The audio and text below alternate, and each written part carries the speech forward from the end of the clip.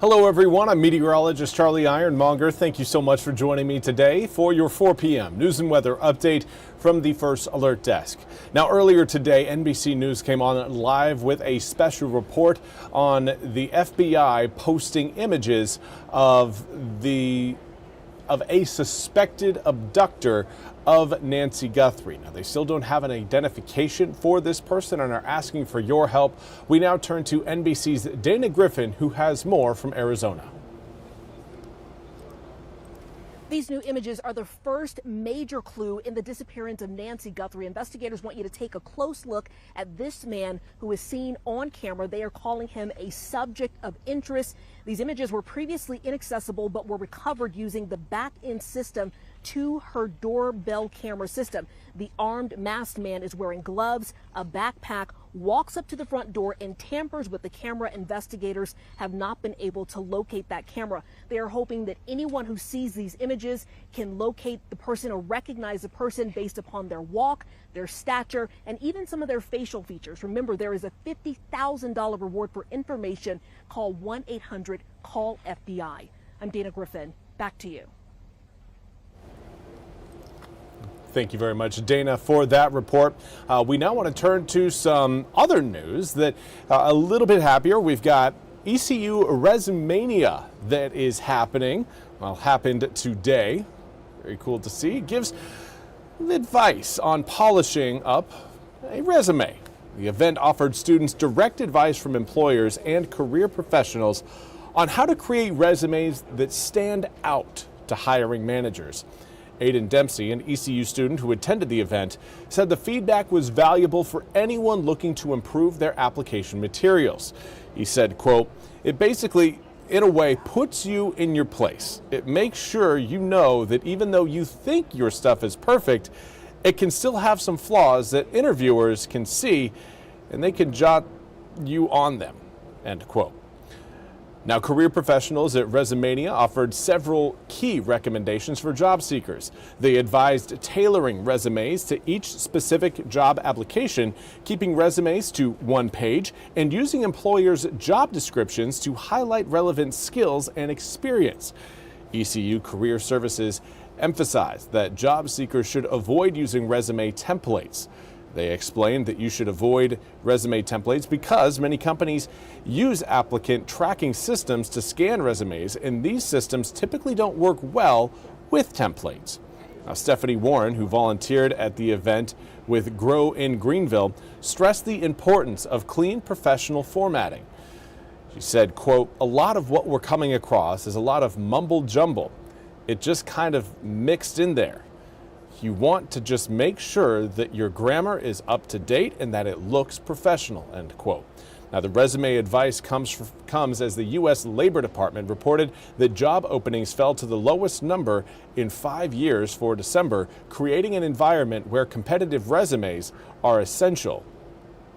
Now, Susan Vinson, ECU Career Development Assistant Director, said having employers provide direct feedback makes the advice more impactful for students. She also added that networking remains the best way to find jobs, and Resumania serves the dual purpose of improving resumes and connecting students with participating companies.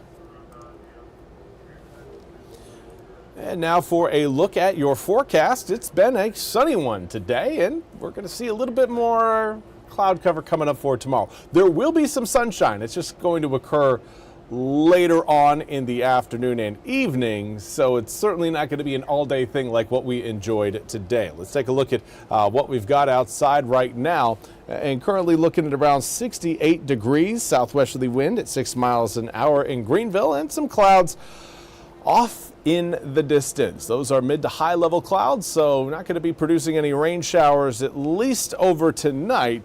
That could change tomorrow, but by the time we get to tomorrow, those clouds are going to be thicker and a lot lower.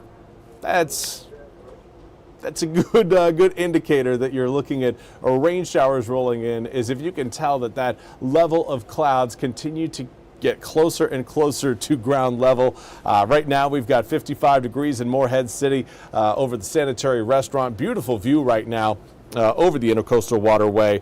Does come with a southwesterly breeze at about 6 miles an hour. And it's those southwesterly winds that are going to do a pretty good job of keeping our air temperatures from getting too cold later on tonight. In fact, most of us are going to be waking up in the low 50s coming up for tomorrow morning. Normal high for this time of year, upper 50s.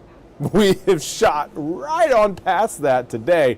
First time we've been able to say, okay, we're looking at above average conditions for the past 3 weeks. It has been a long time. It was back kind of mid-January. We were looking at air temperatures above average, and well, ever since then, it has been a cold, cold stretch of weather, and well, today we've broken that streak. In fact, here's a look at where air temperatures have gone from where they were yesterday at this point. Many of us are looking at around a 20 to nearly 30-degree rise in heat over the past 24 hours. So for this evening, cloud cover will gradually flow over the east. Those clouds will certainly help with the air temperatures overnight, not allowing them to get too cold, but of course it will also bring about an opportunity for some raindrops. Those showers should be coming in around 8 to 9 a.m. early tomorrow morning and move off the coast as we make our way towards, I'd say, around 4 p.m. in the afternoon.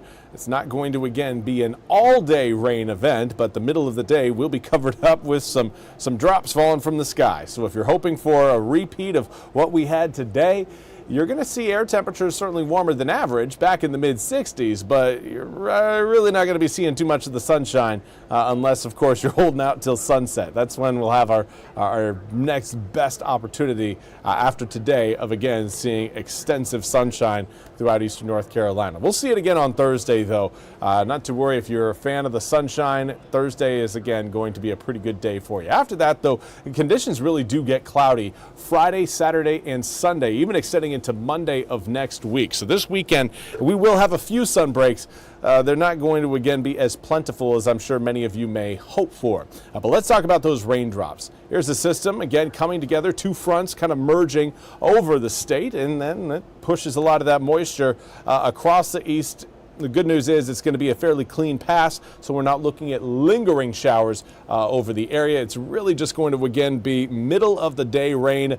Most of us will dodge the drops early on in the morning and dodge the drops for the evening commute home. Middle of the day, though, rain coming up on on Wednesday. By Thursday, high pressure system moves in, and that, like I mentioned earlier, will clear the clouds out. Looking again at sunny conditions coming up for Thursday and potentially even Friday at this point. Friday, sky conditions have kind of gone from mostly sunny to mostly cloudy, back to mostly sunny. So for now, anticipating some clouds present over the east on Friday. More of them roll over the east for the weekend. Saturday, Valentine's Day. Guys and ladies, everyone, don't forget your significant other. Valentine's Day is coming up soon. Make sure you get something special to make sure that they know they are loved. 59 degrees on Saturday, turns to 56 on Sunday. We'll see plentiful rain all across the east on Sunday. Sunday is looking like a soggy day, maybe a good one to go catch a movie. Now, 60 degrees on Monday, President's Day, will warm up even more so on Tuesday and Wednesday when we shed the rain, shed the clouds, and enjoy a little bit more sunshine. Mid-60s Tuesday. Looking at low 70s coming up by next Wednesday. Low 70s. Man, kind of feels like winter's just flying by, but obviously we've had quite a bit of winter weather here over the past few weeks, so maybe I should pump the brakes on that little sentiment for now.